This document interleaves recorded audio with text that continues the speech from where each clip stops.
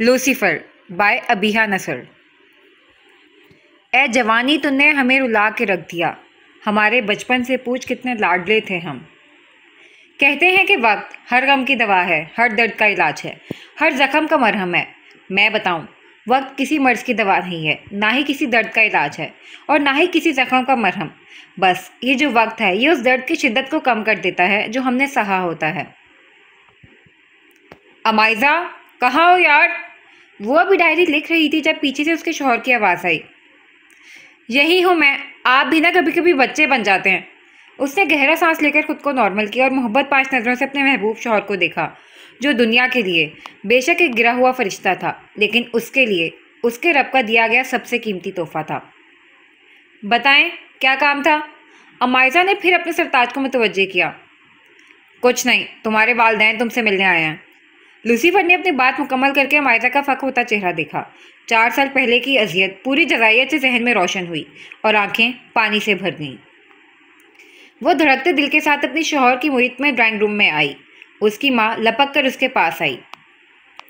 माँ थी ना, औलाद जितना मर्जी दिल दुखा ले, जितना मर्जी अपने वक़ार से गिर जाए, माँ का दिल औलाद के लिए नरम हो ही जाता है। वो दीवाना वारों से चूमने लगी, आंखों से आंसू जारी हो गए। माँ, लरसते होंठों से बस एक ही लफ्ज़ निकला और दोनों माँ बेटी ज़ारो कतार रोने लगीं। अपनी फाश गलती फिर से याद आई तो नए सिरे से शर्मिंदगी ने आन घेरा। अचानक उसकी नज़र अपने बाप पर पड़ी, जो झुके कंधों के साथ रुख मोड़कर बैठे थे। वो बाप जो सारी जिंदगी गर्दन अकड़ा कर चला हो, जिसको अपनी बेटी पर बहुत मान हो, जिसकी बेटी उसका गरूर हो। उसी बेटी के सबब जब उसका सर शर्म से झुक जाए तो ये मंजर कितना अजियतनाक होता है। कोई उस वक्त अमाइज़ा से पूछता, बाबा मुझे माफ़ कर दें प्लीज़। वो उनके कदमों में बैठ गई और दोनों हाथ उनके पाँव पर रखकर सर उनके घुटनों पर टिका दिया। वो ज़ारो कतार रो रही थी। बाबा ने उसे कुछ नहीं कहा, बस उसके सर पर हाथ रखकर खड़े हो गए। साफ जाहिर था वो सिर्फ अम्मा के कहने पर आए थे, वरना वो उसकी शक्ल देखने के भी रवादार नहीं थे। बाबा जैसे ही बाहर निकले, लूसीफर भी उनके पीछे बाहर निकल गया। बेटी, ये तुमने क्या कर दिया? आज इतने सालों बाद भी तुम्हारा बाप और तुम्हारे भाई तुम्हें लेकर अपना दिल साफ नहीं कर सके।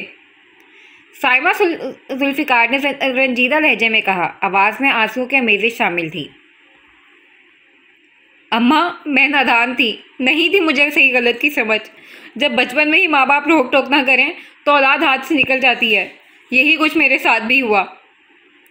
उसने बहुत ज़ब्त से कहा, वरना हालत ऐसी थी कि अभी फक फक कर रो पड़ेगी। हाँ, मानती हूँ, जितनी गलती तेरी है उससे कहीं ज़्यादा मेरी भी है। वो कुछ और आरज़ादा हो गई। खामोशी का एक दौरानिया उनके दरमियान ठहर गया। अच्छा, अब मैं चलती हूँ। अपना बहुत सारा ख्याल रखना और कोशिश करना अपने शौहर को शिकायत का कोई मौका ना देना। अम्मा उसे बहुत सी नसीहतें करके जा चुकी थीं और पीछे वो वहीं ठहर गई। लूसीफर बाहर आया तो बाबा घर के छोटे से बगीचे में खड़े दूर खला में घूर रहे थे।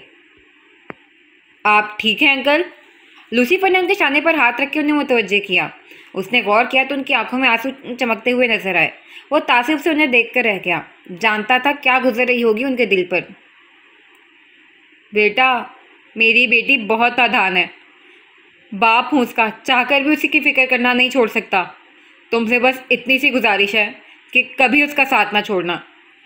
बोलते बोलते उनकी आवाज़ रुंध गई। लूसीफर बेख्तियार आगे बढ़ा और उन्हें गले लगा लिया। बेफिक्र रहें आप, मैं अपनी आखिरी सांस तक उसके साथ हूँ और यकीन माने वो बहुत बदल गई है और अपने किए पर परेशान भी है। उसने उन्हें तसल्ली दी। वो मुतमिन हुए या नहीं, लेकिन उनके असाब ज़रूर ढीले हो गए थे और लूसीफर के लिए यही काफ़ी था। इतने में अम्मा जान भी आ गई तो वो दोनों इजाज़त लेकर चले गए।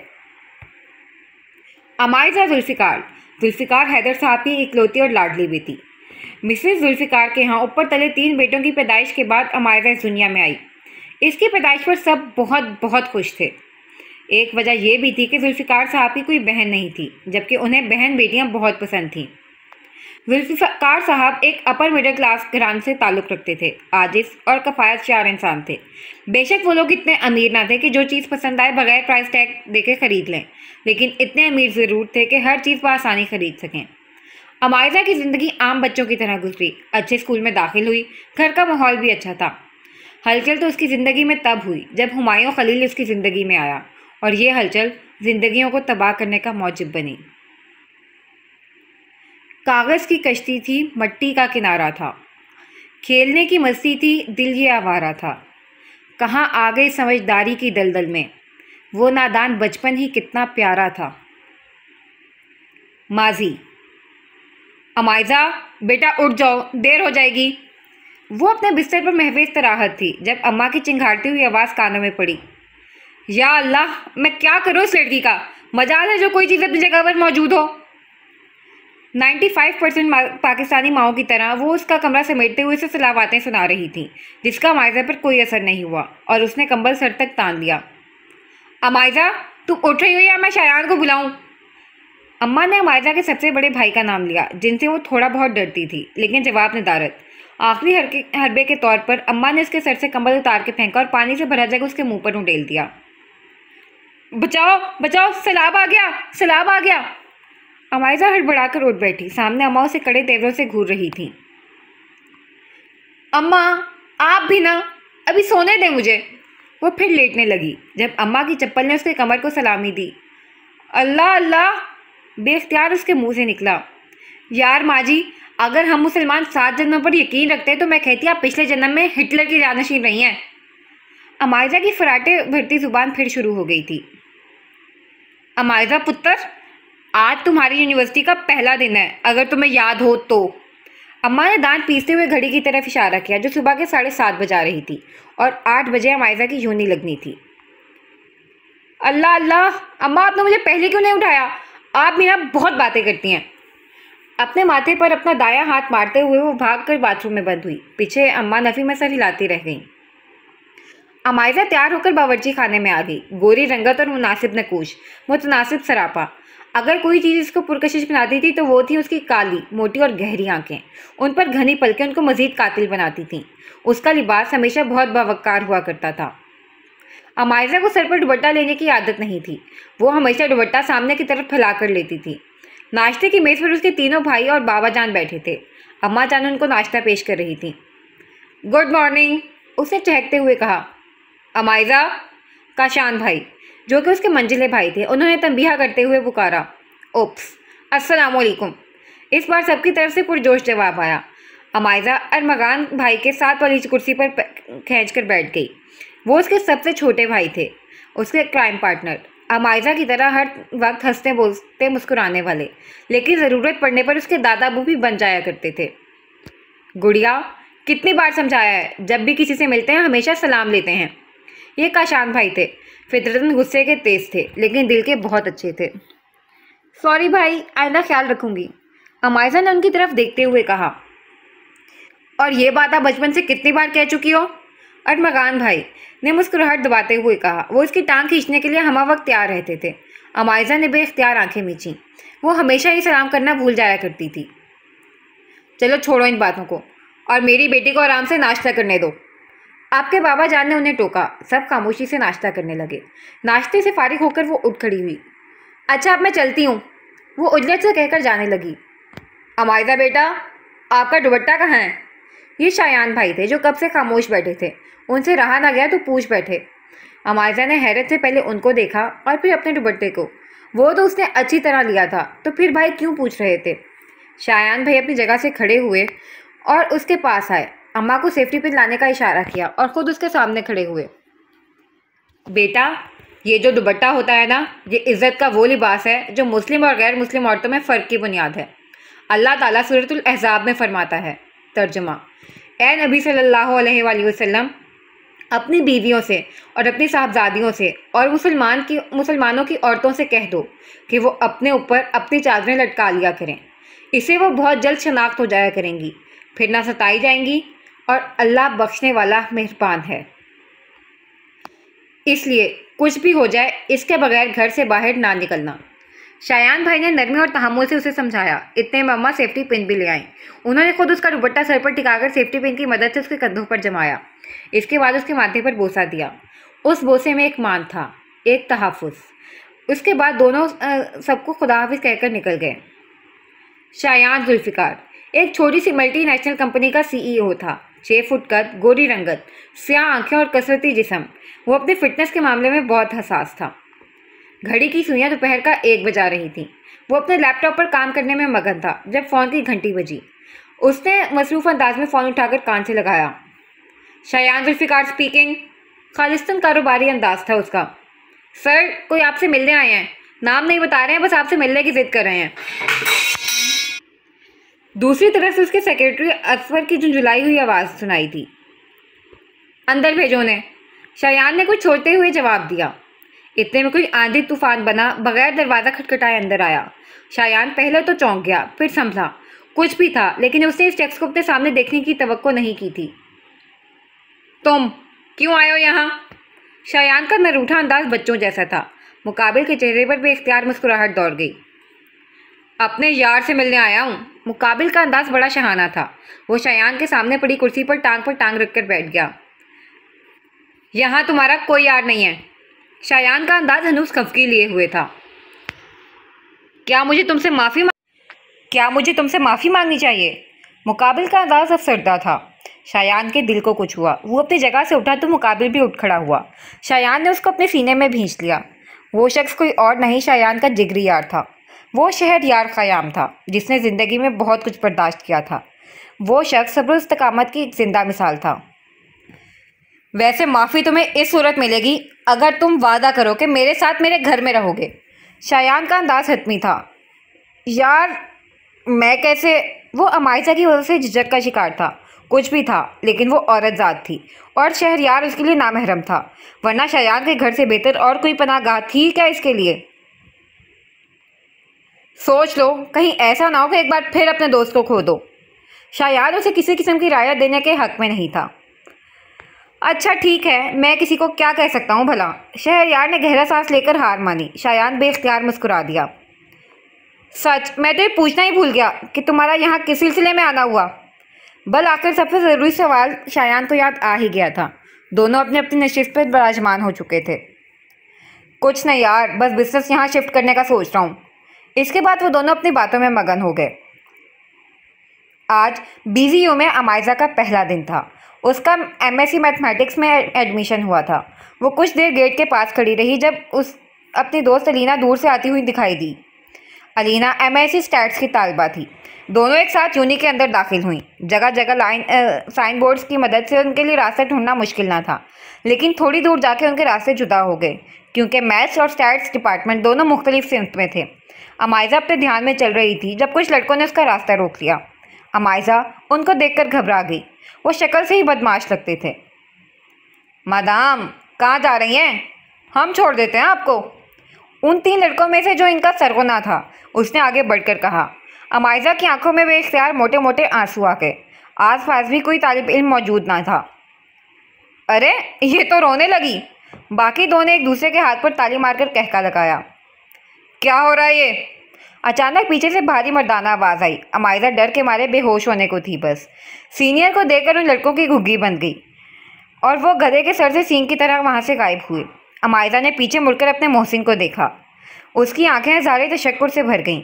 अगरचा आने वाले का हुलिया भी किसी आवारा शख्स से कम नहीं था। खुला गिरेबान, माथे पर बिखरे बाल, एक कान में छोटा सा टॉप्स और हाथों में कई रंग के बैंड्स पहने वो हुमायूं खलील था। मोहतरमा, कभी किसी को इतनी इजाज़त ना दें कि वो अपनी चंद बातों से ही आपको डरा जाए। ना तो आप कोई सिंड्रेला हैं और ना ही ज़िंदगी कोई परियों की कहानी है। ये सब दकियानूसी बातें हैं। इस ज़िंदगी में जो भी करना है वो खुद करना है। हर दफ़ा आपको बचाने के लिए मैं या कोई और नहीं आएगा। ये कहकर वो तो चला गया, लेकिन अमायजा के लिए सोचों के नए दर वाह कर गया। कभी थक कर सो गए हम, कभी रात भर ना सोए, कभी हंसकर गम छुपा लिया, कभी मुँह छुपा कर रोए। मेरी दास्ताने हसरत वो सुना सुना कर रोए। मुझे आजमाने वाले मुझे आजमा के रोए। वो टीवी लॉन्च में बैठी टीवी देखने में मगन थी। नीली आंखें जिन पर नज़र का चश्मा हमा वक्त लगा रहता था, सीधे भूरे बाल, मुनासिब नकूश। वो ईशा खलील थी, हुमायूं खलील की बहन। हुमायूं और ईशा दोनों का शुमार ब्रोकन फैमिली के बच्चों में होता था। हुमायूं 15 साल का था जब उसके वालिदैन की तलाक हो गई थी। ईशा उससे 5 साल छोटी थी। माँ बाप ने तो खैर खबर लेने की भी ज़रूरत महसूस नहीं की। बस हर माह एक मखसूस रकम उनको भिजवा दी जाती थी। वो हुमायूं ही था जिसने 15 साल की उम्र में ख़ुद को संभालने के साथ साथ ईशा को भी पाला था।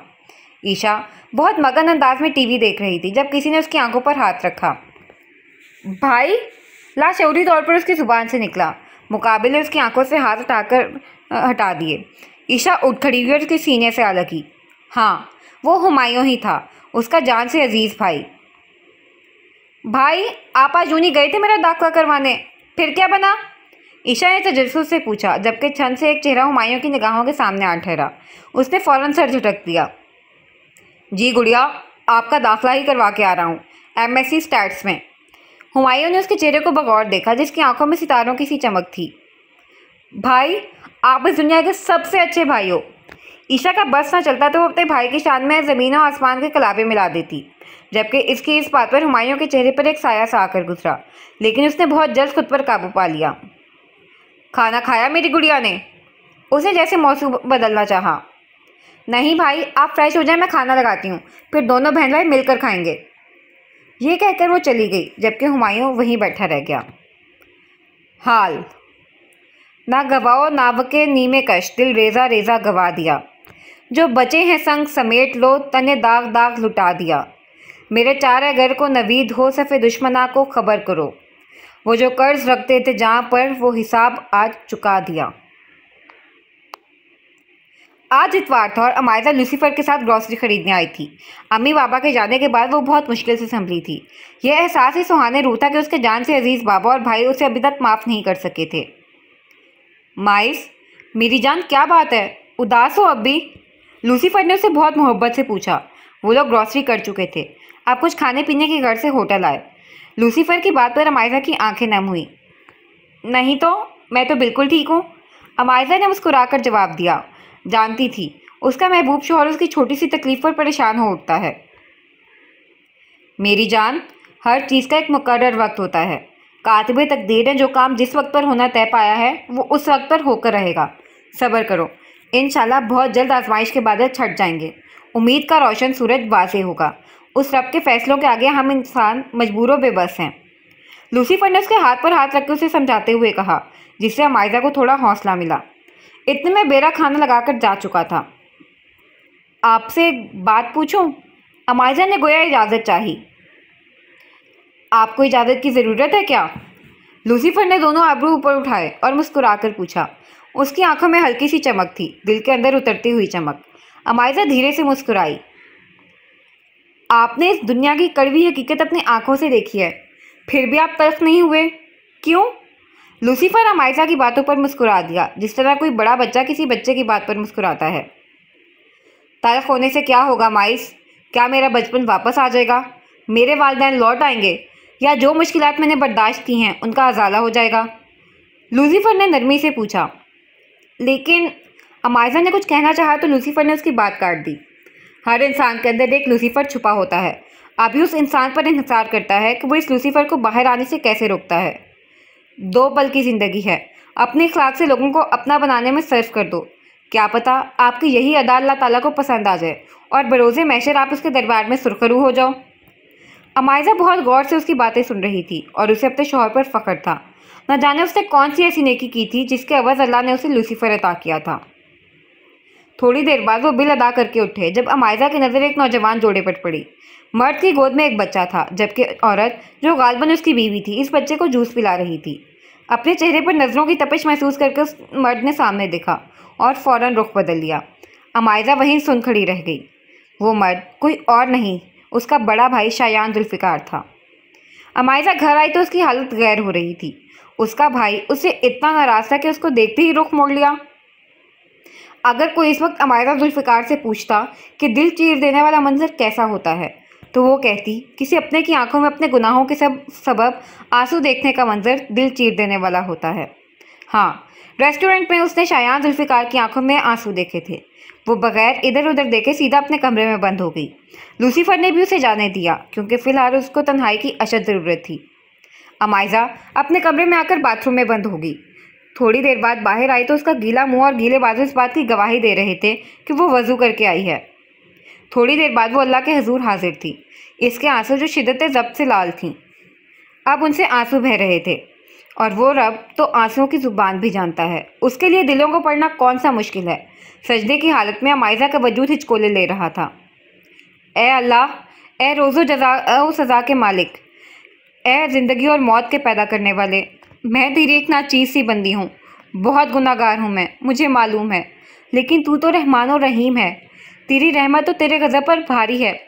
ए मालिक कुन फ़ायकून, माफ़ करना तो तेरी सिफ़त है, मुझे माफ़ कर दे मेरे मौला। ए मालिक यौमिद्दीन, जानती हूँ तेरी हदूद तोड़ी है मैंने, अपनी हद से तजावुज़ किया है मैंने। मेरे मालिक मुझे माफ़ कर दे, मेरे घर वालों के दिल मेरे लिए साफ़ कर दे। मैं तेरे ही सामने हाथ फैलाती हूँ और तुझी से मदद मांगती हूँ। बेशक तू ही मेरा कार-ए-सास है। तू जिस हाल में रखे मैं उस हाल में राज़ी हूँ। लेकिन या रब्बुल आलमीन, मैं हूँ तो तेरी ही नाजुक सी मखलूक। मुझे सब्र दे दे या मेरी आजमाइशें ख़त्म कर दे। अब और नहीं सहा जाता अल्लाह, मुझे गुनाहों से पाक कर दे मेरे मौला। दुआ मांगते मांगते उसकी हिचकी बन गई। रोते रोते वो जाए नमाज पर कब सो गई उसे खबर ही ना हुई। कौन जाने इस पल इस लम्हे अमाइज़ा जुल्फ़िकार की दुआएं अर्शे मौला पर कबूलियत का दर्जा इख्तियार कर गई थीं। कौन जाने कि उसकी आजमाइशें बस ख़त्म होने को थीं, लेकिन कौन जाने। लूसीफ़र अमाइज़ा को तन्हाई मुयस्सर करने के घर से अपनी स्टडी में चला गया था। एक वक्त था जब वो इसे बिल्कुल पसंद नहीं थी। वो मर्द था, ज़ात का पठान था भी गैरतमंद। जो गलती अमाइज़ा से हुई थी इस माशरे में इसे गुनाह से भी निचला दर्जा दिया जाता था। वो वक्त भी उसे याद था जब वो अमाइज़ा की शक्ल देखने का भी रवादार नहीं था और अब उसकी ज़रा सी भी तकलीफ़ बर्दाश्त नहीं कर सकता था। उसका सर दर्द से फटने लगा। वो उठा और ईशा की नमाज की नीयत बांध ली। जब उठा तो उसकी आंखों में एक अज़म हिलकोरे ले रहा था। अब बस आर या पार। मरहले शौक़ के बड़े दुश्वार हुआ करते हैं, साए भी राह की दीवार हुआ करते हैं।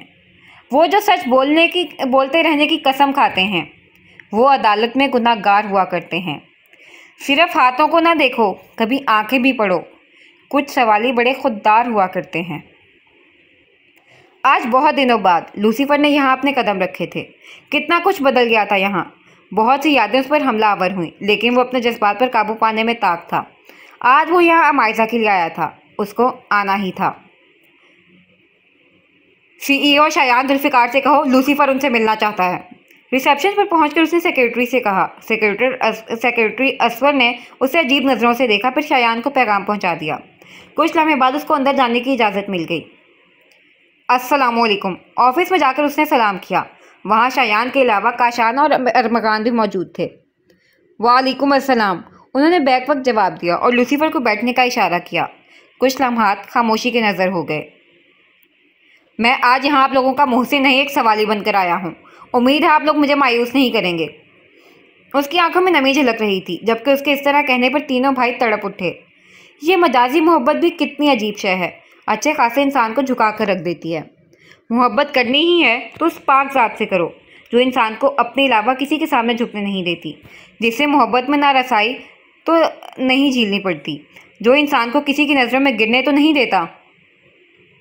अमाइज़ा ने अल्लाह की हदूद से तजावुज़ किया था।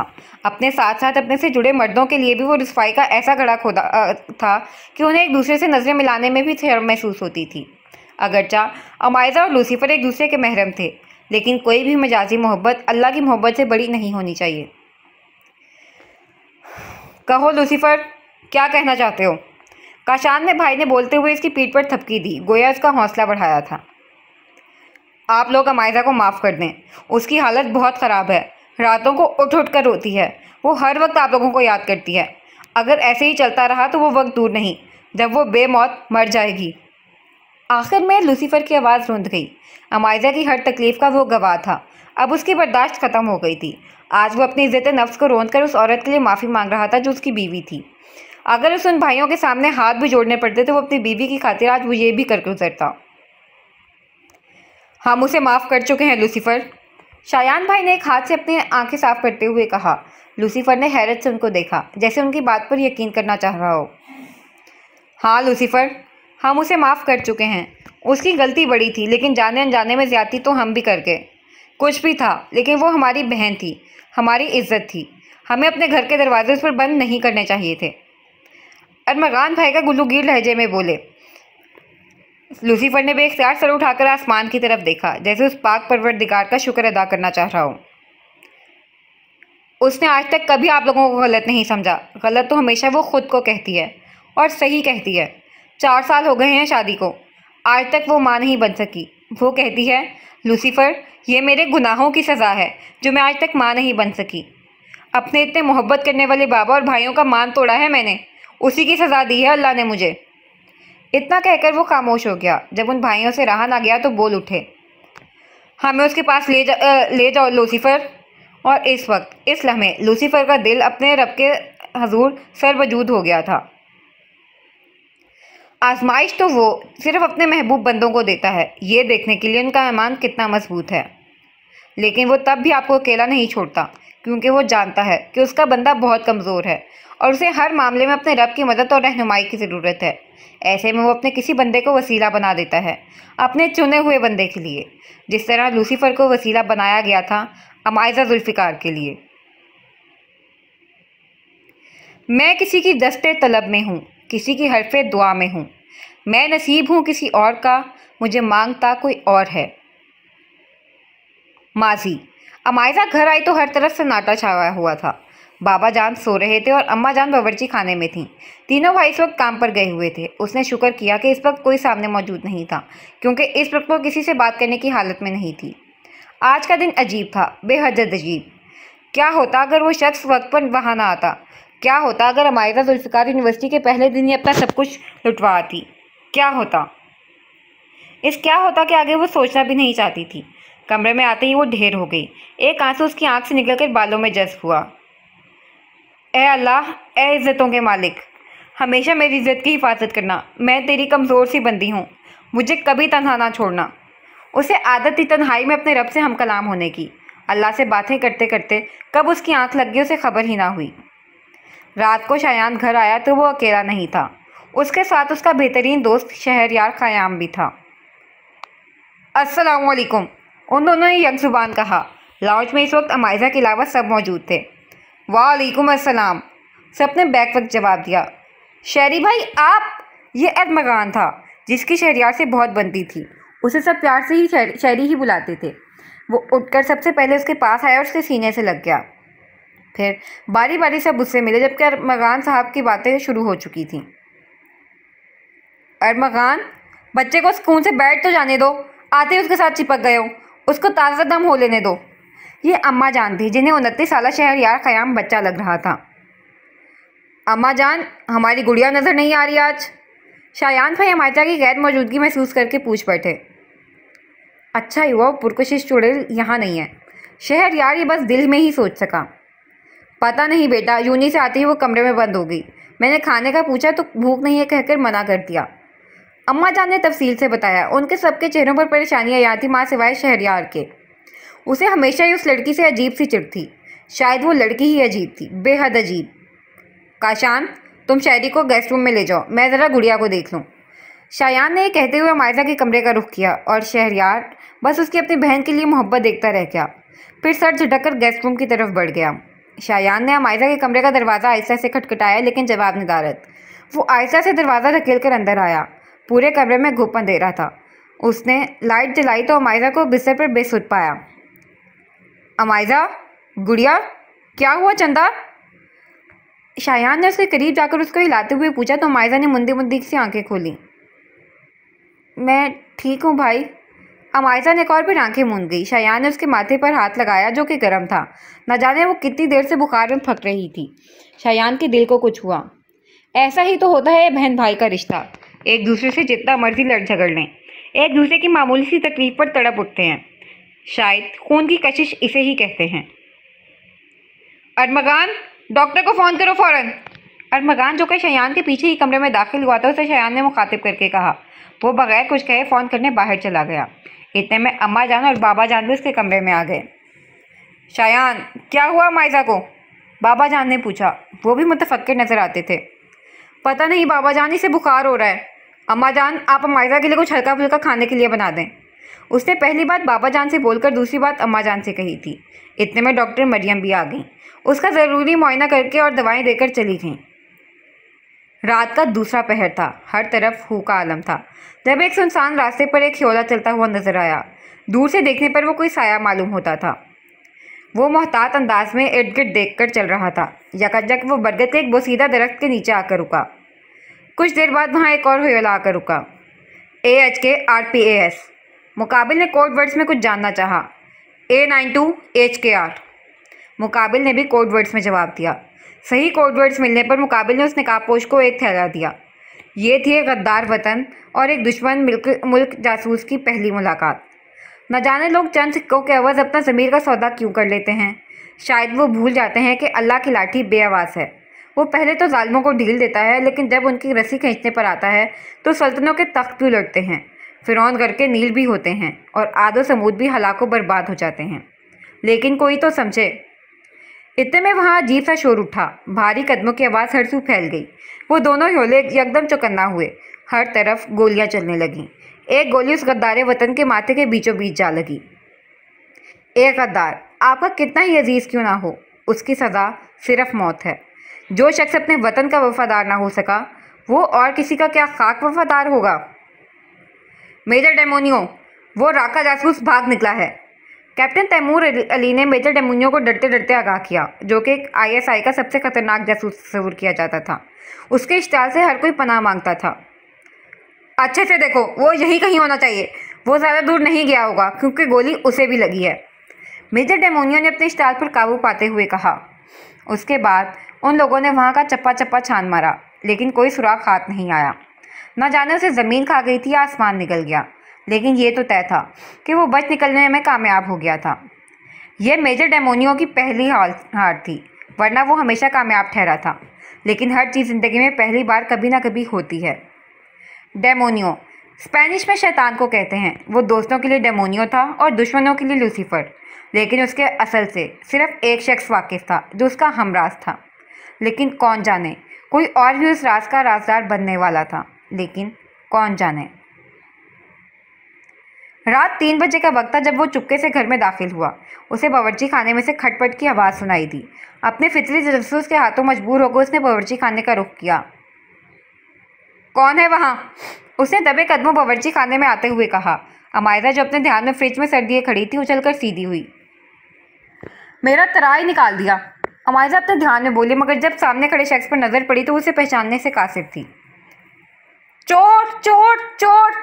एकदम ही उसने शोर मचाना शुरू कर दिया, जिस पर शहरयार भी घबरा गया। उसने आगे बढ़कर अमायरा के मुंह पर हाथ रखना चाहा तो वो और ऊंची आवाज़ में चिल्लाना शुरू हो गई। इतने में बाकी सब भी कमरों से निकल आए। क्या हुआ अमायरा, कहाँ है चोर? काशान भाई, जो सबसे पहले बावर्ची खाने में पहुंचे थे, उन्होंने पूछा। अमायरा ने कांपते हाथों से उसकी तरफ इशारा किया, जहाँ शहरयार मुस्कुराहट दबाए खड़ा था। पल भर में माजरा सबकी समझ में आ गया। अम्मा जान और बाबा जान अपने कमरों में चले गए कि बहन भाई मिलकर मामला सुलझा लेंगे।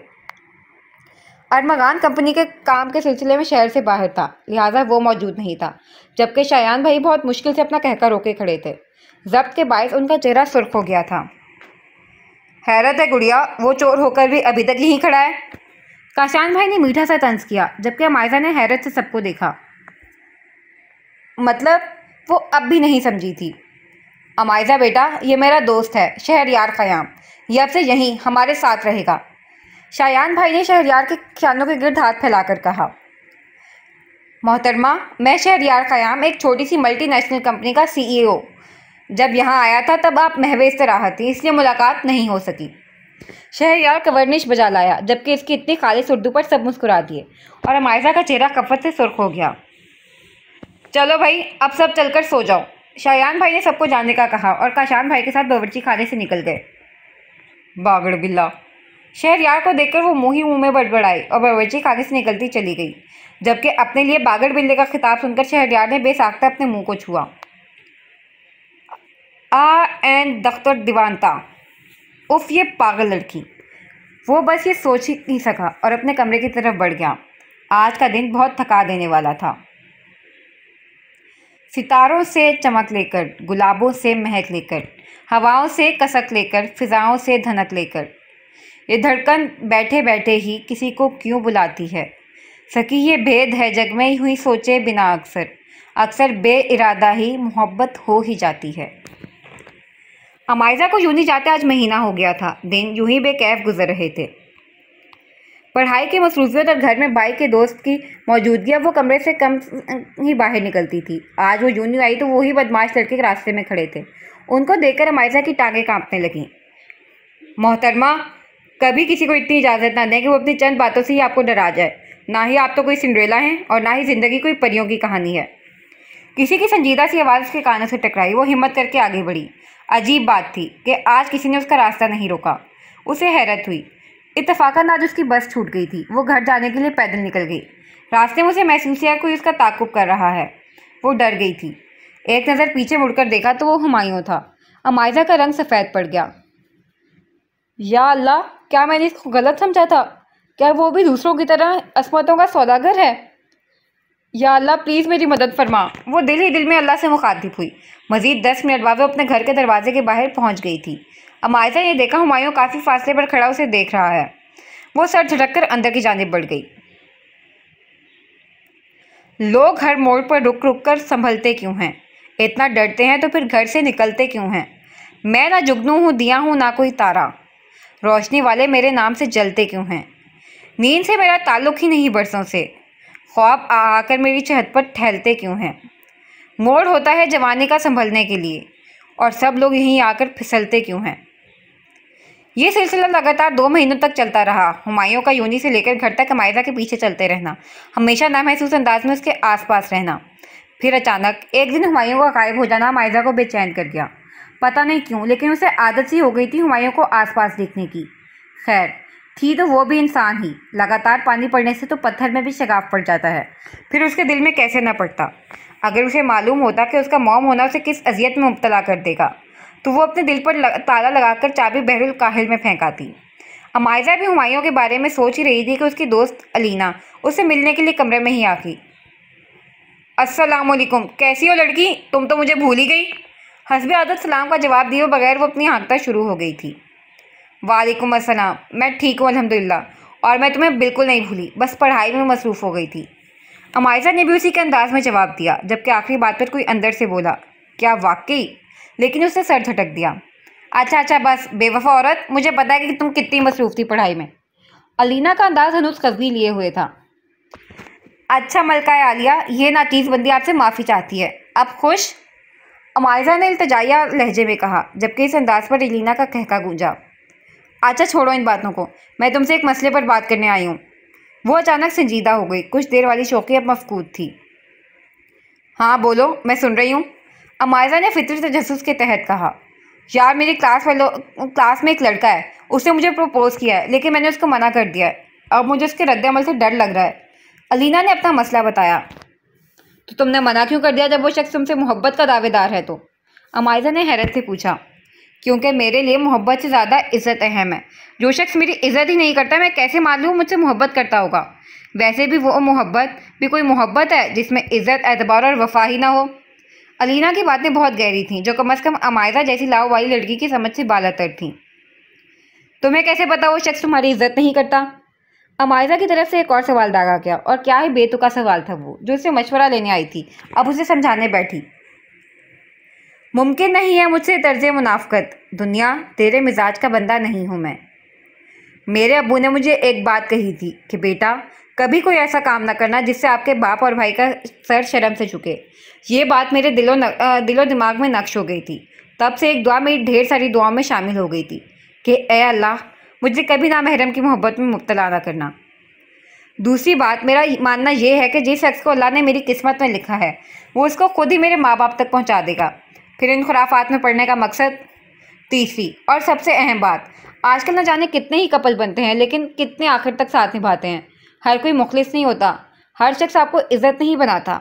मैं तो उन लड़कियों पर हैरान होती हूँ जो कहती हैं हम तो अपना हमसफ़र खुद ढूंढेंगी। 95% लोग सिर्फ वक्त गुजारी करते हैं, और ये एक तल्ख़ हकीकत है कि आजकल लड़कों से ज़्यादा लड़कियाँ ख़राब हैं। जिस दिन लड़कियों को महरम और नामहरम का फ़र्क पता चल गया, आधे मसाइल उसी दिन हल हो जाएंगे। अलीना अपनी बात कहकर खामोश हुई, जबकि उसकी सोच ने अमाइज़ा को अंदर तक झंझोड़ डाला। दिल में अल्लाह के खौफ ने सर उठाया, लेकिन कौन जाने ये कब तक था। लेकिन कौन जाने, कोई जान नहीं पाया मेरी अजियत को। ख़ुद को संभालने में मैं खासा कमाल रखता हूँ। 1 हफ़्ता होने को आया था। हुमायूं का कुछ अता पता नहीं था।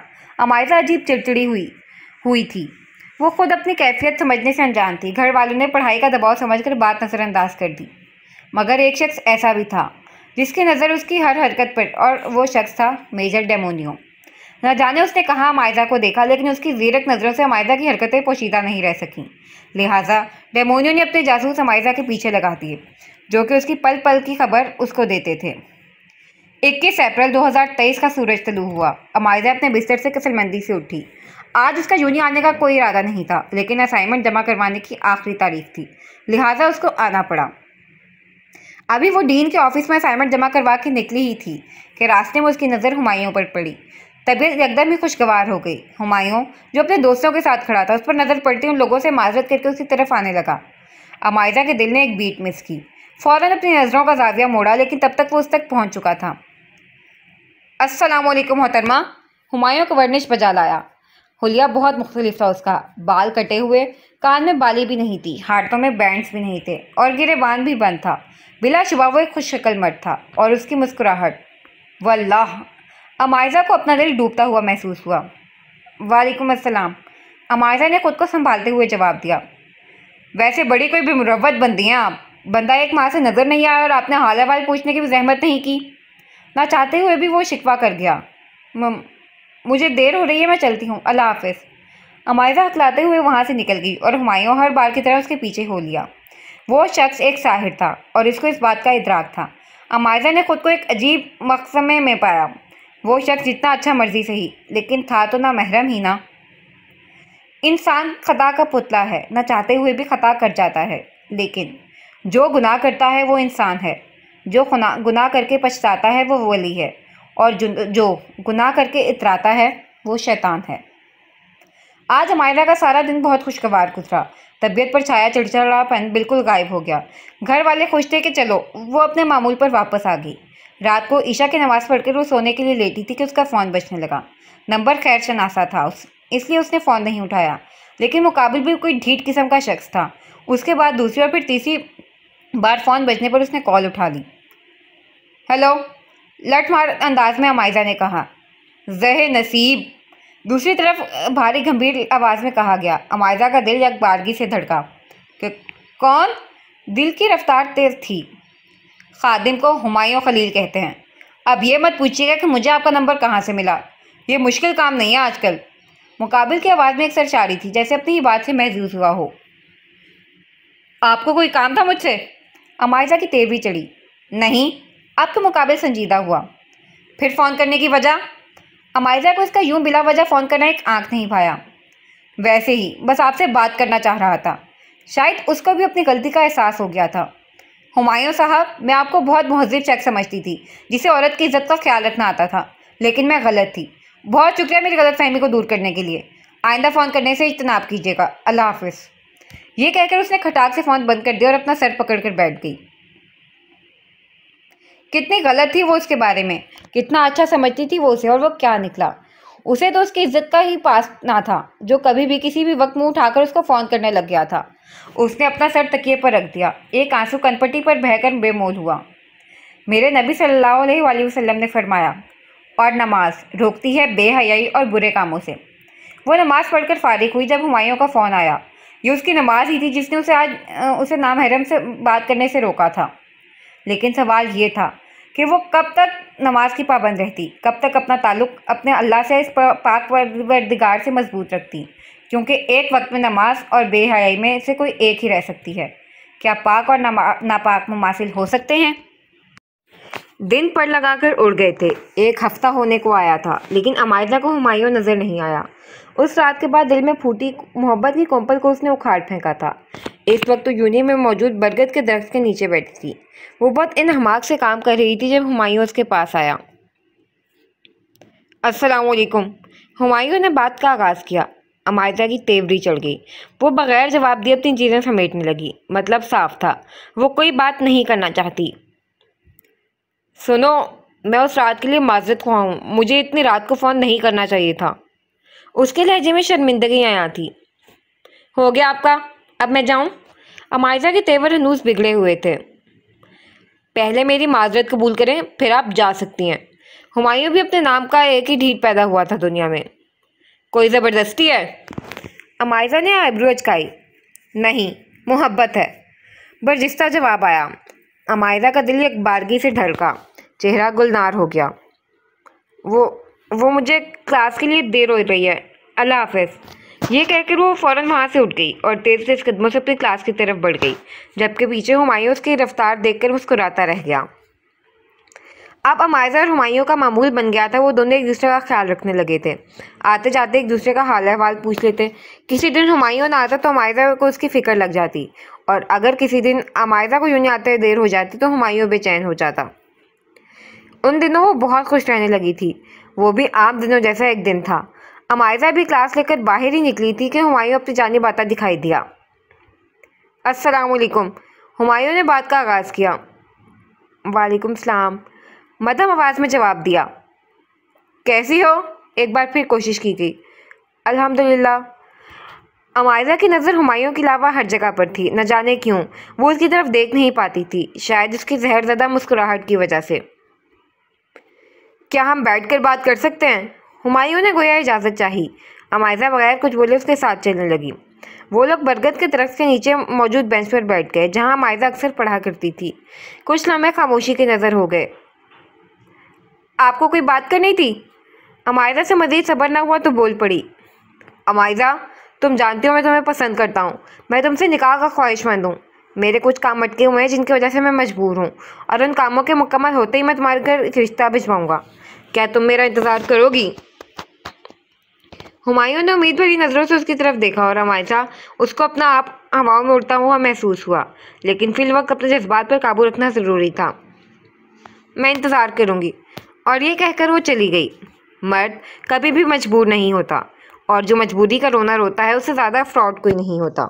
मर्द अगर इज़्ज़त देने पे आए तो एक तवाइफ को भी मलका बना दे, और अगर रुस्वा करने पर आए तो एक मलका को भी तवाइफ बना दे।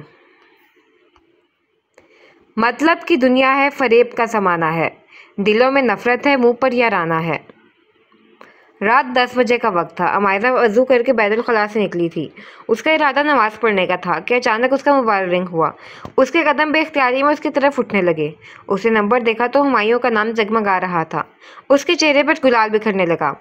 कुछ सोचते हुए इसने फ़ोन उठा लिया। ज़हे नसीब, भारी गंभीर आवाज़ उसके कानों से टकराई। अमायज़ा खामोश रही। कैसी हो? कुछ देर बाद पूछा गया। ठीक हूँ, आप कैसे हैं? ना जाने क्यों उससे बात करते हुए वो हमेशा छुई मुई बन जाया करती थी। ये मेरे गुनाहगार क्या सुन रहे हैं? द ग्रेट लेडी अमायज़ा जुल्फ़िकार ने मुझसे मेरा हाल पूछा। दूसरी तरफ ड्रामाई अंदाज में कहा गया। अमायज़ा बेसाख्ता खिलखिला उठी। आप मजाक भी करते हैं? मैं तो आपको बहुत संजीदा समझती थी।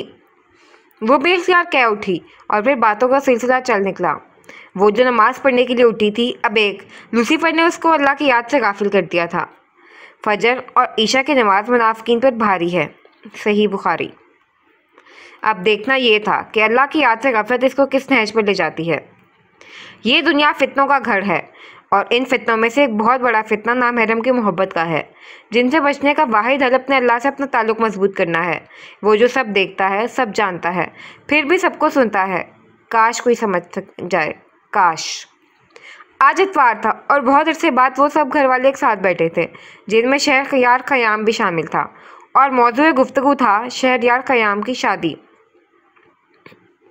शहरी भाई देखें, अब आप बूढ़े हो रहे हैं, कुछ तर्ज खाएं अपनी होने वाली निस्ब पर, और शादी कर लें। ये चुटकुला छोड़ने वाला कोई और नहीं है, मकान जुल्फ़िकार था। शहरयार जितना इस मौजू से बचने की कोशिश करता था, वो उतना ही उस मौजू पर बात करके उसे जिज करता था। यार, मेरी शादी कहाँ से आ गई यहाँ? वो एकदम सिटपटा गया। सिनफ नाजुक से तो वो वैसे भी दूर भागता था। शहरी भाई, अब तो आपको घोड़ी चढ़ ही जाना चाहिए। देखें, सर में सफ़ेद बाल भी आ गए हैं। आपके बाद काशान जुल्फ़िकार ने गुफ्तगू में हिस्सा लिया। शहरयार के बालों में बचपन से कुदरती तौर पर एक लट सफ़ेद बालों की भी थी, जिसकी वजह से वो लोग इसको बुढ़ापे का ताना देकर चढ़ाते थे। मेरी छोड़ो, आपके ये भाई साहब मुझसे पूरे 2 साल बड़े हैं, पहले इनका इंतज़ाम करो। शहरयार ने शायान को भी गुफ्तगू में घसीटा, जो इसकी बात पर बड़ी से घूर कर रह गया, लेकिन यहाँ परवाह किसे थी। अल्लाह का खौफ करे शहरी भाई, क्यों मुझे शेर की कुछ हार में भेजना चाहते हैं? अरमगान ने दहाई दी। ऐसे मजाक वो सिर्फ शहरयार के साथ ही कर सकते थे, शायान के साथ करके उन्होंने मरना थोड़ी था। उन सब की नोक झोंक में अमायज़ा खामोशी बैठी थी। उसकी खामोशी को किसी और ने महसूस किया या नहीं, लेकिन शायान जुल्फ़िकार ने शिद्दत से महसूस किया था। लेकिन फिर उसने सर झटक दिया। उसको अपनी बहन पर अंधा एतमाद था। काश उसे पता होता उसका यह एतमाद किस तरह रेजा रेजा होने वाला है, तो वो अमायरा से बासपुर ज़रूर करता, जो ना सिर्फ ईशा से लेकर फजर तक हुमायूं खलील से बात करती थी, बल्कि अब तो हर जगह उसके साथ नज़र भी आती थी। शायद इस दुनिया में ऐसी कोई शराब बनी होगी जिसमें आधी रात को ना महरम से बात करने से ज़्यादा नशा हो। कहते हैं मकाफ़ाते अमल की मार बहुत सख्त है। आज जो आप दूसरों के साथ करोगे वो कल आपके सामने आएगी। अभी तो ये वो सज़ा है जो दुनिया में मिलनी है। सोचो वो सज़ा कैसी होगी जो आखिरत में मिलेगी। वो आग जो वहाँ होगी वो अल्लाह की आग होगी, वो इज़ाब अल्लाह का इज़ाब होगा। लेकिन कोई सोचे तो काश कोई सोचे। ईशा खलील खुद में मगन रहने वाली लड़की थी। वो और हलीना हम जमात थीं, लिहाजा दोनों की अच्छी दोस्ती थी और आज वो दोनों एक साथ कैफेटेरिया में बैठी थीं। क्या बात है हलीना, तुम कुछ परेशान लग रही हो? ईशा, जो काफ़ी देर से हलीना से बात करने की कोशिश कर रही थी, अब उसकी अदम तवज्जोही देखकर पूछे बिना न रह सकी। नहीं, ऐसा तो कुछ नहीं है। हलीना एकदम माहौल में वापस आई। हमसे कैसी पर्दादारी, खुल के बताओ क्या बात है। वो ईशा ही कहा जो पहाड़ की खाल ना निकाले। ऐसी बात नहीं है, मैं अमायजा की वजह से परेशान हूँ कुछ। अलीना ने गहरी सांस खारिज की। अमायजा, वो तुम्हारी बचपन की दोस्त? अलीना ईशा से कई बार अमायजा का जिक्र सुन चुकी थी, जब भी वो फ़ौरन पहचान गई। हाँ वही, अलीना ने तायद की। क्या हुआ उसे? ईशा ने फिक्रमंदी से पूछा। बिलाशुबा वो एक साफ दिल की लड़की थी। यार वो गलत लोगों की कंपनी में उठने बैठने लगी है, इसलिए मुझे उसकी फ़िक्र रहती है।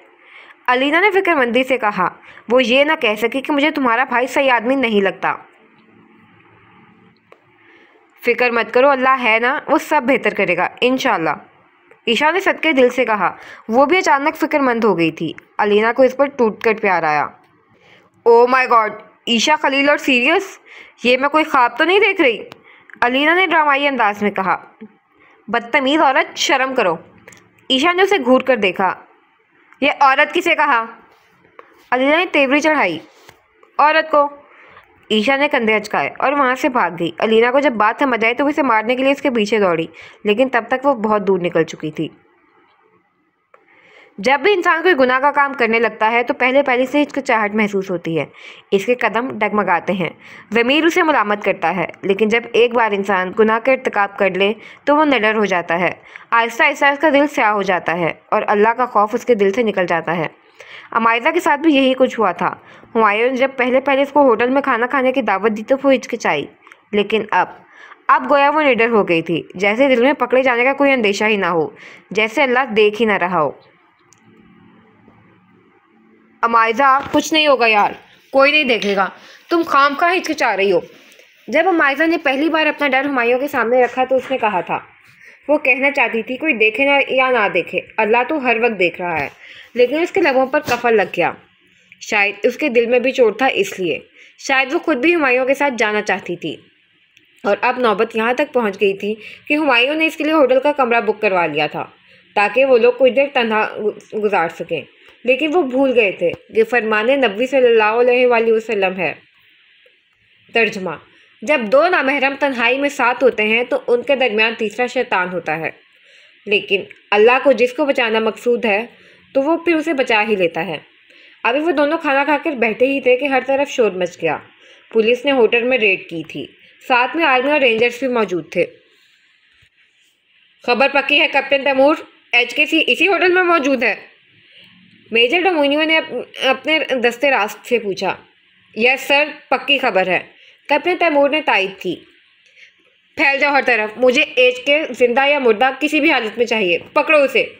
मेजर डेमोनियो ने हुक्म दिया। हुमायूं जो कि सूरत हाल का जायजा लेने के लिए कमरे से बाहर आया था, मेजर डेमोनियो और कैप्टन तैमूर की बातें सुनकर उल्टे कदमों वापस मुड़ा।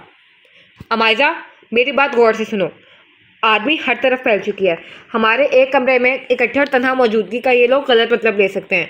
मैं पिछले दरवाजे से निकल रहा हूँ, तुम भी जितना जल्दी हो सके निकल जाओ। ये कहकर हुमायूं एक चिलावे की तरह कमरे से निकल गया और अमायजा, उसकी तो हालत ऐसी थी कि काटो तो बदन में लहू नहीं। 5 मिनट बाद पुलिस के 2 एहलकार, एक लेडी कांस्टेबल और कैप्टन तैमूर कमरे में दाखिल हुए। ऑफिसर, अरेस्ट करें इन्हें। कैप्टन तैमूर ने हुक्म जारी किया और अमायरा बुद्ध अपने साथ हुई कार्रवाई देख रही थी, जबकि एज एक बार फिर उनके हाथों से निकल गया था। मर्द कभी भी बुज़दिल नहीं होता। मर्द तो गैरत वाला होता है, जिसको खुद से जुड़े लोगों की हिफाजत करना आती है। मर्द वो होता है जो खुद से वाबस्ता औरत को अपनी इज्जत समझे, उसकी हिफाजत की खातिर हर हद से गुजर जाए। और हुमायूं खलील मर्द नहीं था। सुना है फरिश्ते जान लेते हैं, खैर छोड़ो, अब इंसान लेते हैं। इस शहर के मुनाफिक से तंग आ गया हूँ मैं, बेच कर जिस्म अब लोग सामान लेते हैं। है बख्शिश जब तेरे इख्तियार में मौला, फिर लोग क्यों इम्तिहान लेते हैं। अमायजा को जेल लेकर आया जा चुका था और अब वो सुमुम बुक में बैठी थी। लेडी कांस्टेबल उसे सर खपा खपा कर थक गई थी, लेकिन जवाब निदारत। मैं कम इन सर। कैप्टन तैमूर ने अंदर आने की इजाज़त चाही। यस। मेरे डेमोनियस की तरफ मुतवज्जे हुए। कैप्टन तैमूर ने सैल्यूट किया और फिर बात का आगाज़ किया। सर, वो लड़की अमायरा जुल्फ़िकार जो होटल के कमरे से पकड़ी गई थी। कैप्टन तैमूर ने वक्फा लिया। पूछे किस टाइम में मत बात करो कैप्टन। मेजर डेमोनियो को गुस्सा आने लगा। सर, वो लड़की कुछ बोलने पर रजामंद नहीं है कि वहाँ किसके साथ आई थी और क्यों आई थी। कैप्टन तैमूर ने आजिज़ आकर कहा। ठीक है, उनके डिटेल्स निकलवाओ, उनके घर वालों को बुलवाओ, फिर देखते हैं कि क्या करना है। मेजर डेमोनियो वापस अपने काम की तरफ मुतवज्जे हो गए, गोया ये इतना बड़ा मसला नहीं था उसके लिए। कुछ देर बाद चश्मे फलक ने देखा कि शायान जुल्फ़िकार और काशान जुल्फ़िकार भागते हुए पुलिस स्टेशन आ रहे हैं। वो दोनों घर वालों की मीटिंग से फारिग हुए थे जब शायान को पुलिस स्टेशन से फ़ोन आया। इत्तेफाकन उस वक्त काशान भी उसके साथ था। फिर वो दोनों बगैर किसी को इत्तला दिए पुलिस स्टेशन रवाना हुए। इंस्पेक्टर, कहाँ है मेरी बहन? काशान जुल्फ़िकार ने पूछा। किसी भी गैरतमंद मर्द के लिए बात नाकाबिले कबूल है कि उसके घर की इज्जत थानों में पाई जाए। शायान ने उसको हौसला रखने को कहा। इंस्पेक्टर, मैं अपनी बहन से मिलना चाहता हूँ। ये कोई तरीका नहीं कि आप शरीफ घर की लड़कियों को थाने और कचहरियों के चक्कर लगवाते फिरें। शायान ने तहम्मुल से कहा, लेकिन दिल की हालत से तो बस अल्लाह ही वाकिफ था। साहब जी, शरीफ घर की लड़कियों का ये शेवा नहीं होता कि वो अपने घर की इज्जतों को रोंद कर दिन दहाड़े एक बदनाम ज़माना होटल के कमरे में तन्हा पाई जाएं। शरीफ घर की लड़कियां तो ऐसी जगह पर जाने से पहले 100 मरतबा सोचती हैं। कांस्टेबल ने मजाक उड़ाया। शायान और काशान पर घड़ों पानी गिर गया। क्या वाकई शरीफ घर की लड़कियां ऐसी होती हैं? क्या शरीफ घर की लड़कियां घर वालों से झूठ बोलकर इनको धोखा देकर घर से निकलती हैं? क्या वाकई शरीफ घर की लड़कियों में इतनी हिम्मत होती है कि वो अपने माँ बाप का मान और अपने भाइयों की इज्जत कदमों तले रोंद कर घर से निकल जाएं? क्या माँ बाप आज़ादी इसीलिए देते हैं? जैसे जैसे मामला रफा दफा करके वो दोनों मायजा को लेकर घर आए थे, लेकिन किसी को खबर ना हुई। उन दोनों में से किसी ने भी उससे बात करने की जहमत गवारा नहीं की। क्या कहा? मोहब्बत है? किससे? नामहरम से? क्या ज़रूरी है वो? हदूद अल्लाह से तजावुज़ है वो। क्या कहा? दिल नहीं मानता? कैसे छोड़ोगे उसे? मुझे तुम ये बताओ, रोज़े महशर दूर है क्या? क्या करोगे तब? क्या मुंह दिखाओगे रब को? क्या बर्दाश्त कर लोगे वो सख्ती, वो आग, वो मीज़ान, वो पुलिस रात? क्या कहा? अब इख्तियार ना रहा खुद पे? मुझे तुम इतना बताओ, क्या बाबा की इज्जत से बड़ी है ये मोहब्बत? क्या भाइयों के मान से बड़ी है ये मोहब्बत? क्या तुम्हारे वक़ार से बड़ी है ये मोहब्बत? अमायजा को इस वाक़े के बाद बहुत गहरा सदमा पहुंचा था। वो मुसलसल 3 दिन से बुखार में फक रही थी। उसके भाई उससे नाराज़ थे, ख्याल ही उसका दिल चीर देने को काफ़ी था। वहीं हुमायूं से उसे नफरत महसूस हो रही थी। क्या मर्द हुमायूं जैसे होते हैं? ज़मीर ने सवाल किया। बिल्कुल नहीं, रूह ने जवाब दिया, और ये जवाब इसको शर्मिंदा कर गया। ये कहाँ दिल लगा बैठी थी वो। आज वो खुद अपनी ही नज़रों में गिर गई, फिर कभी ना उठने के लिए। लेकिन जानती नहीं थी कि असली इम्तिहान तो अभी बाकी है। आज काफ़ी दिनों बाद अलीना उससे फिर मिलने आई थी। अस्सलामुअलैकुम। ये क्या हाल बना रखा है तुमने अपना मायजा? उसने आते ही अमायजा पर गोलाबारी शुरू कर दी। वालेकुम सलाम, आओ बैठो। अमायजा ने उदास मुस्कुराहट के साथ उसका इस्तकबाल किया और उसके सवाल को बड़ी खूबसूरती के साथ नज़रअंदाज कर दिया। मैं कुछ पूछ रही हूँ अमायजा, क्या हुआ है तुम्हें? अलीना ने फिर अपना सवाल दोहराया। नामहरम से मोहब्बत करने की सज़ा मिली है और कुछ नहीं, अमायजा ने खुद को तलखी से कहते सुना।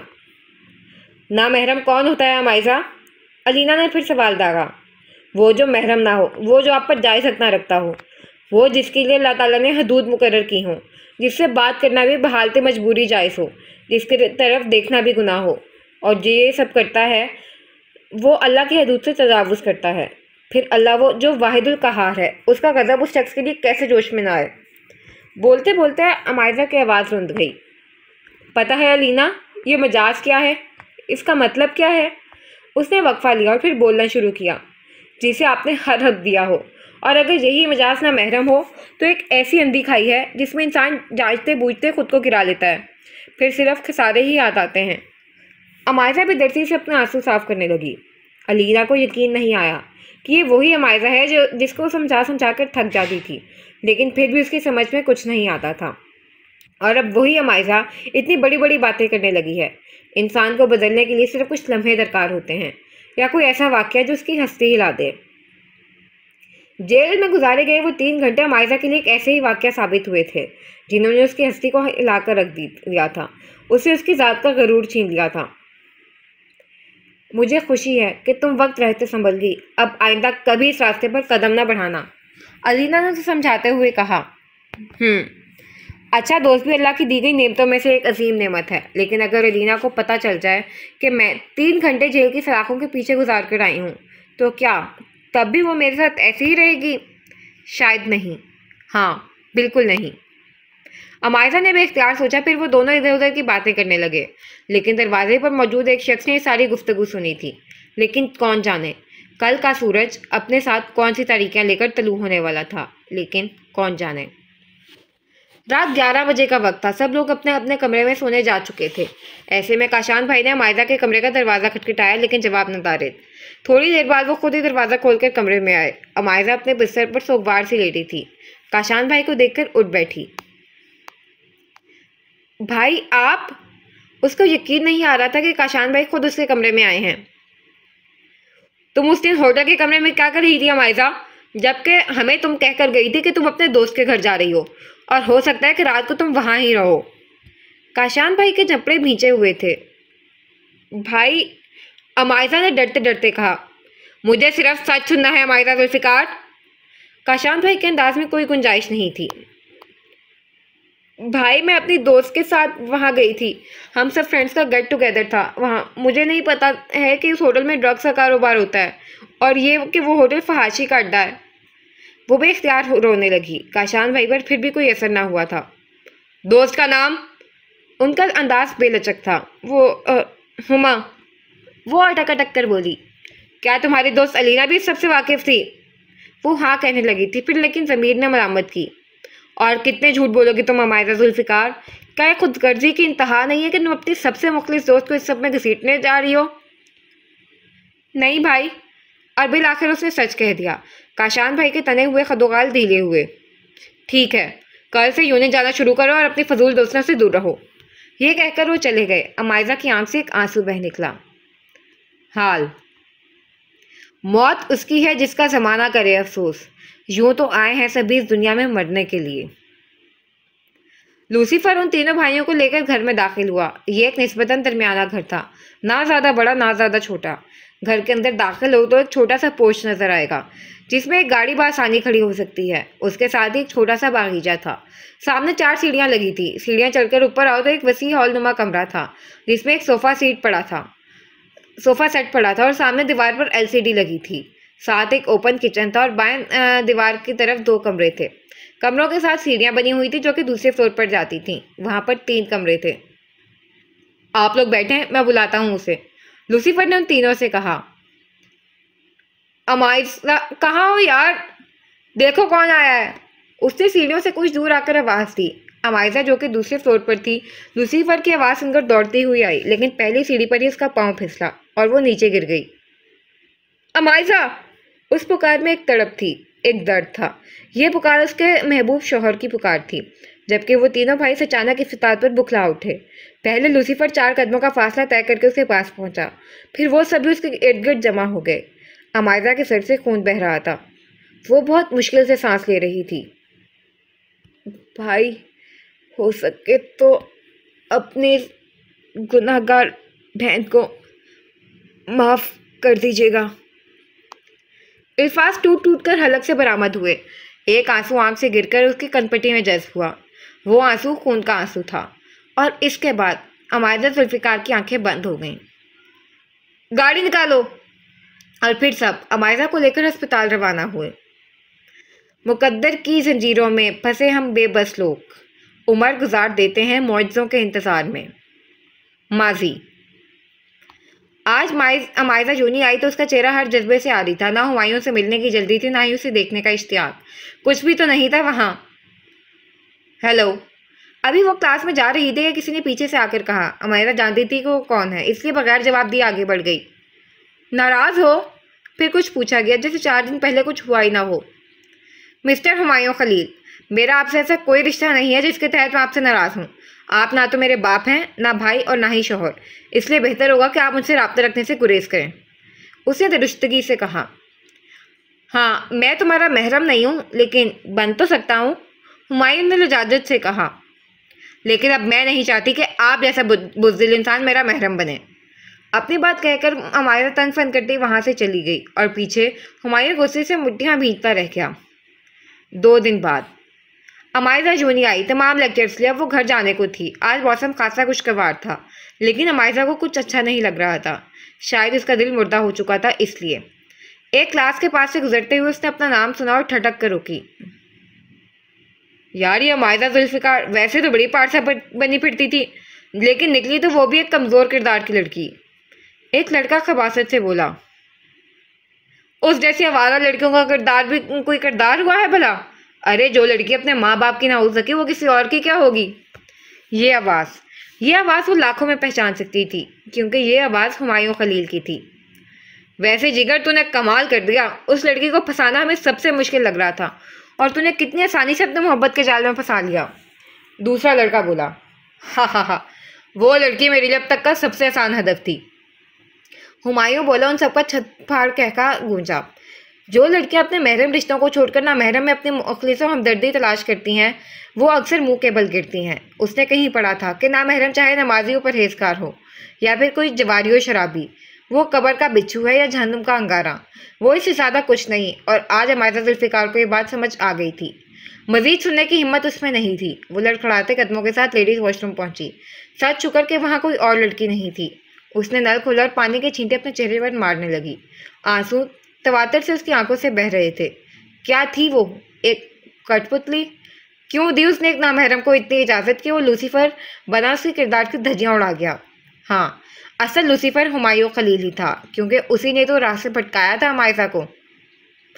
जिस तरह इब्लीस ने अल्लाह ताला से वादा किया था कि मैं तेरे सीधे रास्ते पर घात लगाकर बैठूंगा, मैं हर तरफ से आऊँगा, आगे से, पीछे से, दाएं से, बाएं से, और तेरे बंदों को गुमराह करूँगा। वही कुछ हुमायूं ने भी किया था। उसने अमायरा को हर तरफ से मुतवज्जा करने की कोशिश की और वो कामयाब रहा। इब्लीस की बात के जवाब में अल्लाह ताला ने कहा था कि जो मेरे बंदे होंगे तू उन्हें गुमराह नहीं कर सकेगा। शैतान ने चारों सिमतों से आने का कहा था, लेकिन आसमान और ज़मीन को भूल गया था। ज़मीन पर इंसान सजदा करता है और दुआ पर ऊपर आसमानों तक जाती है। और इतना अरसा हुमायूं के साथ रहने की वजह से अमायरा ये दोनों काम भूल गई थी, इसलिए शैतान के शिकंजे का शिकार हुई। अमायरा बड़ी मुश्किल से खुद को संभालती हुई यूनी गेट तक पहुंची कि वहाँ हुमायूं ने उसे जा लिया। अमायरा यार, रुको तो, बड़े दोस्ताना अंदाज में कहा गया। अमायरा ने खाली खाली नज़रों से उसे देखा। तुम मुझसे मिले बगैर ही जा रही थी? जवाब निदारत। हुमायूं को कुछ गड़बड़ का एहसास हुआ, लेकिन उसने सर झटक दिया। अच्छा चलो, पास मौजूद कैफ़े में जाकर बात करते हैं। मुझे लगता है कुछ गलत फहमियाँ हैं जिनको सुलझाना ज़रूरी है। हुमायूं ने उम्मीद भरी नज़रों से उसकी तरफ देखा। अमायरा ने गहरा सांस खारिज किया और कैफ़े की तरफ चल दिया, एक आखिरी उम्मीद के तहत जो उसे सुना शायद वो गलत हो, लेकिन अक्सर जो हम सोचते हैं वो ज़रूरी नहीं कि वो पूरा भी हो। अगर हर चीज़ दुनिया में ही मिलने लगे तो आखिरत के लिए क्या रह जाएगा। बीजियों से कुछ दूर मौजूद कैफ़े में वो दोनों आ गए। अमायरा हनूस खामोश थी। हुमायूं ने बहुत बार उससे बात करने की कोशिश की, लेकिन बेसूद। वो दोनों एक कोने वाली मेज़ पर जाकर बैठ गए।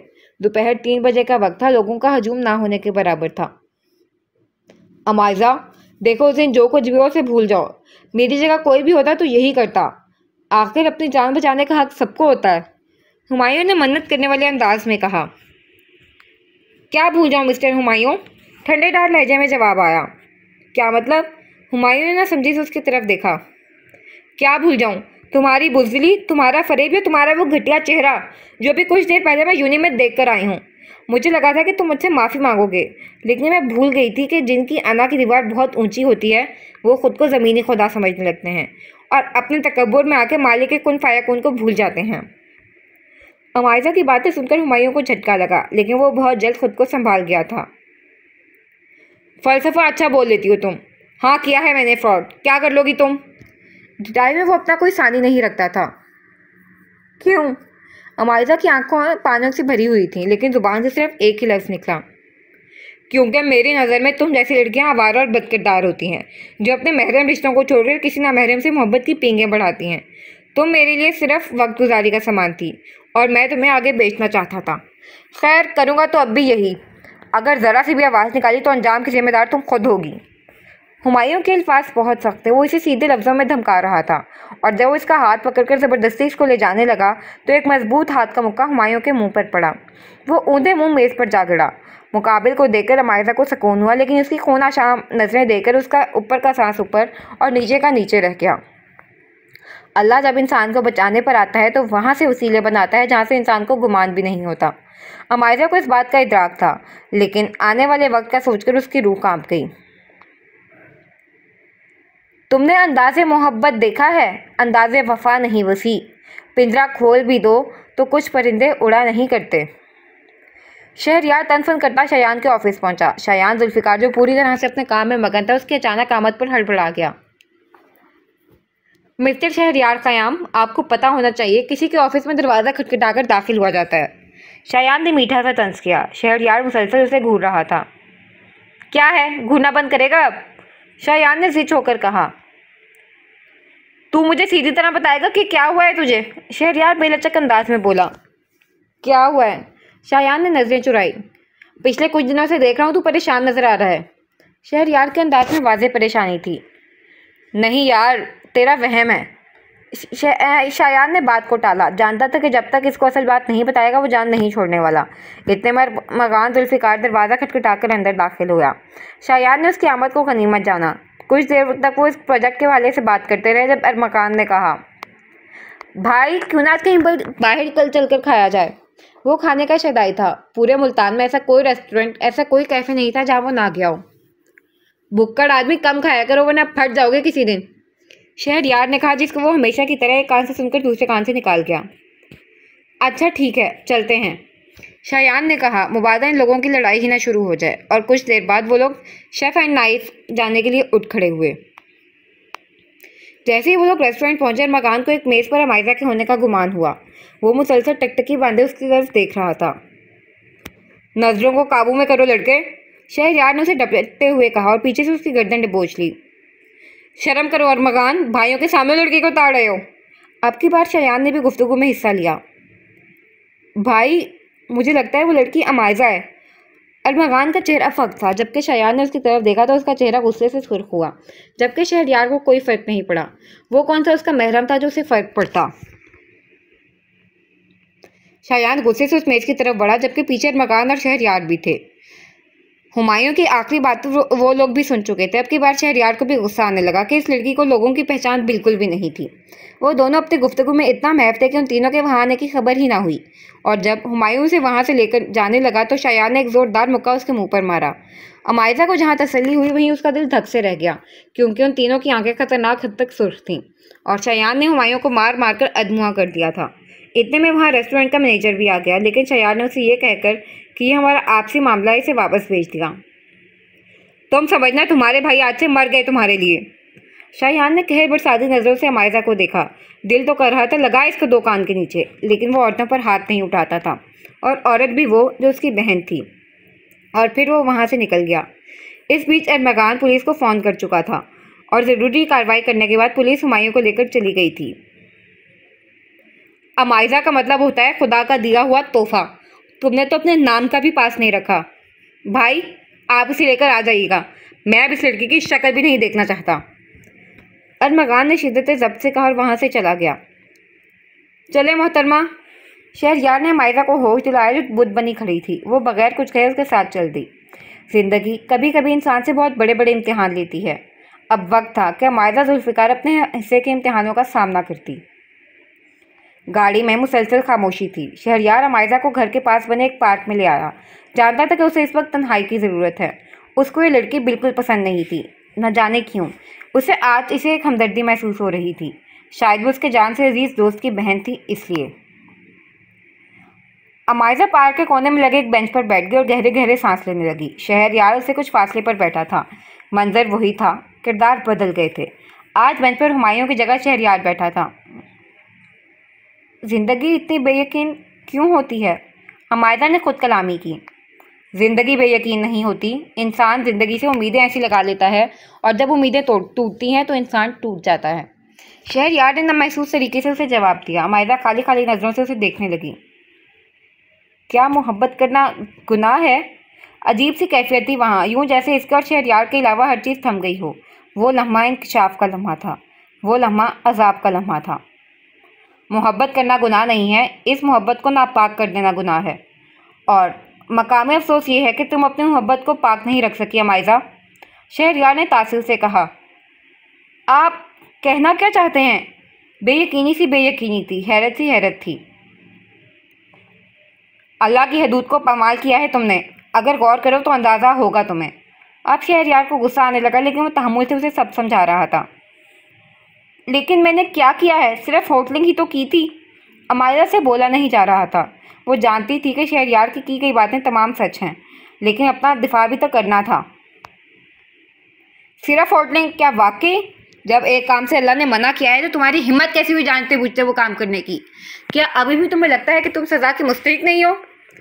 अमायजा को लगा कि उसका सांस बंद हो जाएगा। लेकिन इस्लाम ने तो मुझे अपनी पसंद रखने का इख्तियार दिया है। एक आखिरी कोशिश की थी। पसंद करने में और हद से बढ़ने में फ़र्क होता है अमायजा जुल्फ़िकार, लेकिन शायद तुम्हारे दिल पर मोहर लग चुकी है जो तुम्हें कुछ समझ नहीं आ रहा। शहरयार की आंखों में सिर्फ अफसोस था और शायद हमदर्दी भी। मजीद कुछ सुनने की हिम्मत अमायजा में नहीं थी। वो उठकर जाने लगी जब उसने शहरयार को कहते हुए सुना, शादी करोगी मुझसे? वो बेयकीन थी कि सब कुछ जानने के बावजूद वो उसे शादी का ख्वाहिशमंद था। क्या वो शहरयार क़याम के काबिल थी? यकीनन नहीं। ये सब बड़ों के करने के फ़ैसले हैं। अगर आप सच में मेरे साथ मुखलिस हुए तो मेरे बाबा से मेरा हाथ मांगे। उनका जो भी फ़ैसला होगा मुझे कबूल होगा। अमायजा ने खुद को कहते सुना और ये कहकर वो जाने लगी। सुनो, शहरयार ने पीछे से आवाज़ दी। अमायजा रुकी लेकिन मुड़ी नहीं। ये दुनिया लूसीफर कहती है मुझे, द फॉलन एंजल, लेकिन इश्क बावफा है मेरा, मोहब्बत बेगर्ज है मेरी। अब तुमसे तुम्हारा महरम बनकर ही मिलूंगा।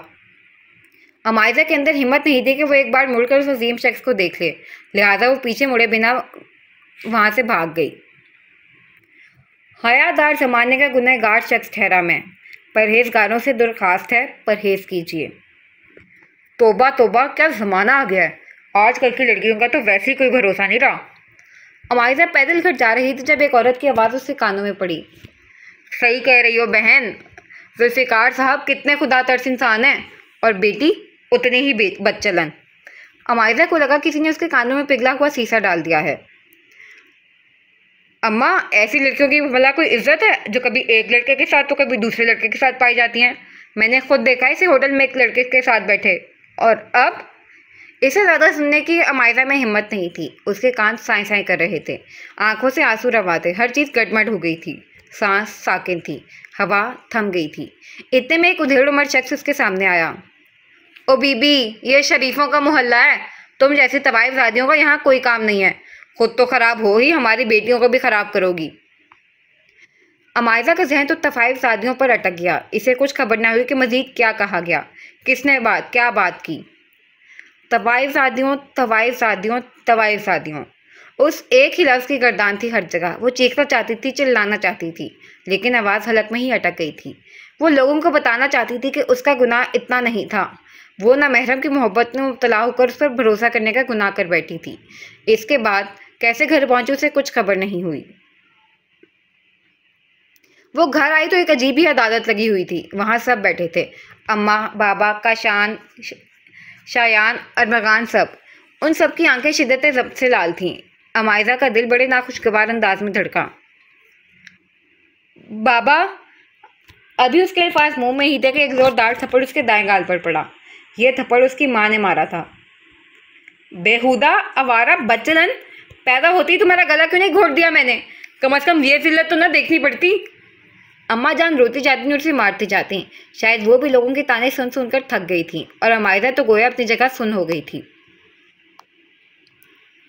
बस करे अम्मा जान, वो मर जाएगी। शायान ने अम्मा को रोका। उसका लहजा सब जज्बात से आ रही था। अमायरा की आंखों से भल भल आंसू बहने लगे। लेकिन जब हुमायूं के साथ फ्लोटिंग करते हुए और घंटों फोन पर बात करते हुए उसे उनकी इज्जत का ख्याल नहीं आया तो अब वो क्यों परवाह करते।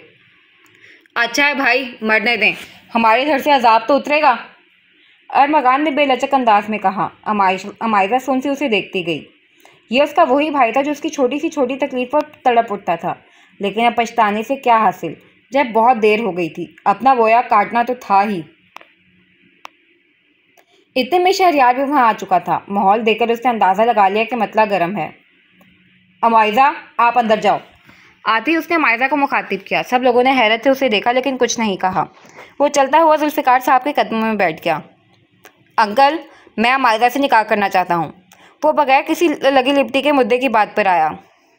नहीं बेटे, मैं आपकी ज़िंदगी बर्बाद नहीं करना चाहता। मैं खुद गर्ज नहीं हूँ। वो लड़की आपके काबिल नहीं है। किस दिल से उन्होंने ये कहा था ये सिर्फ वही जानते थे। मैं उसे संभाल लूँगा, यकीन करें, उसने उनकी आंखों में देखते हुए कहा। काशान, मौलवी साहब को बुला कर लाओ। निगाह अभी और इसी वक्त होगा, लेकिन फिर उस लड़की से हमारा हर ताल्लुक ख़त्म। बाबा जान ने हुक्म सादिर किया। काशान भाई फ़ौरन मौलवी साहब को लेने चले गए, जबकि बाकी सब एक दूसरे से नज़रें चुराते रह गए। अमायरा जो अपने कमरे के दरवाजे पर खड़ी सब सुन रही थी, खुद भी अंदर चली गई। जो लड़कियां अपने माँ बाप की इज्जत को रोंद कर, अपने भाइयों का मान तोड़कर लोगों के लिए उड़ती तितली बन जाती हैं, फिर लोग इस फराक में रहते हैं कि उस शख्स ने छोड़ दिया तो फिर मैं उसे फंसाऊंगा। कुरान मजीद में अल्लाह ताला फरमाता है, इंसान अपने लिए शर को इस तरह मांगता है जिस तरह अपने लिए खैर मांग रहा हो। एक और जगह अल्लाह पाक फरमाता है, हो सकता है एक चीज़ तुम्हें भली लगे वो तुम्हारे लिए बुरी हो, और हो सकता है एक चीज़ जो तुम्हें बुरी लगे वो तुम्हारे लिए भली हो, और अल्लाह जानता है और तुम नहीं जानते। लड़कियों को ये बात समझने की ज़रूरत है कि जो शख्स अल्लाह ने आपकी किस्मत में लिखा है वो आपका मिलकर ही रहेगा। यूँ जगह जगह मुँहमारी करने से कोई फ़ायदा नहीं। अल्लाह की लिखी तकदीर पर यकीन करना और उसकी रज़ा में राज़ी रहना हमारे ईमान का हिस्सा है, जिसे बहुत कम लोग समझते हैं।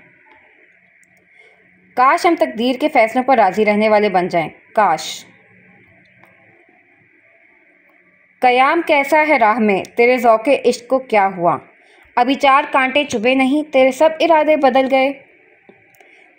अमायरा जुल्फ़िकार बिनते जुल्फ़िकार हैदर, आपका निकाह शहरयार क़याम इब्ने क़याम खलील हक महर 5 लाख सिक्का राजिल वक्त होना तक करार पाया है। क्या आपको कबूल है? जो शख्स मेरी इज्जत ही नहीं करता, मैं कैसे मान लूँ मुझसे मोहब्बत करता होगा। कबूल है। अमायरा जुल्फ़िकार बिनते जुल्फ़िकार हैदर, आपका निकाह शहरयार क़याम इब्ने क़याम खलील हक महर 5 लाख सिक्का राजिल वक्त होना करार पाया है। क्या आपको कबूल है? मेरी बहुत सी दुआओं में दुआ ये भी शामिल हो चुकी है कि अल्लाह मुझे कभी ना महरम की मोहब्बत में मुब्तला ना करे। कबूल है। अमायरा जुल्फ़िकार बिनते जुल्फ़िकार हैदर, आपका निकाह शहरयार क़याम इब्ने क़याम खलील हक महर 5 लाख सिक्का राजिल वक्त होना करार पाया है। क्या आपको कबूल है? ना महरम से मोहब्बत करने की सज़ा मिली है मुझे। कबूल है। अमायरा की तरफ से हिजाब कबूल का मरहला मुकम्मल हुआ तो वो लोग कमरे से बाहर चले गए, क्योंकि अभी शहरयार से हिजाब कबूल करवाना बाकी था। शहरयार क़याम इब्ने क़याम खलील, आपका निकाह अमायरा जुल्फ़िकार बिनते जुल्फ़िकार हैदर हक महर 5 लाख रुपए सिक्का राजिल वक्त होना करार पाया है। क्या आपको कबूल है? मैं अमायरा से निकाह करना चाहता हूँ। कबूल है। शहरयार क़याम इब्ने क़याम खलील, आपका निकाह अमायरा जुल्फ़िकार बिनते जुल्फ़िकार हैदर हक महर 5 लाख रुपए सिक्का राजिल वक्त होना करार पाया है। क्या आपको कबूल है? मैं आपकी ज़िंदगी बर्बाद नहीं करना चाहता, मैं खुद गर्ज नहीं हूँ। कबूल है।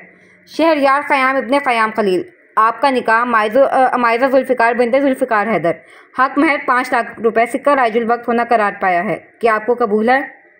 मैं उसे संभाल लूँगा। कबूल है।